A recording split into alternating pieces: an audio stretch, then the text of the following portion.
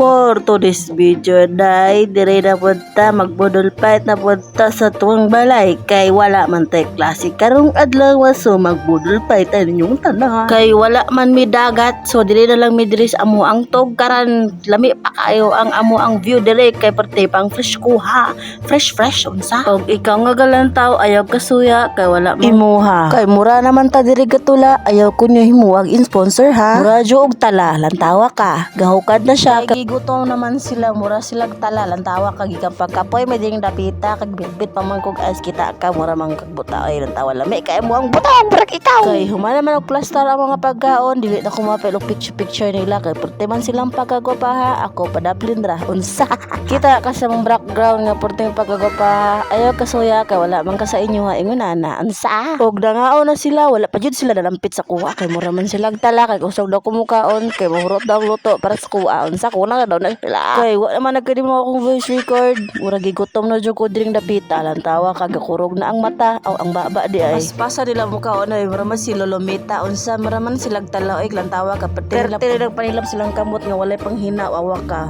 Gikan na sa kuot sa lubot pero wa na perti na tong pagkalamia kay vitamins na to sila Basta budol fight wala na siya hiwananay. Unsa kasabot ka sa akong gistorya. Walay hugasanay og kamot ba unsa man pugkay talaoy. Lingkod na kong mama kay nagkaon pa man siya kay wala pa man siya nabusog lisunod na po itong papaglingkod kay nabusog naman siya dito sa pikas silingan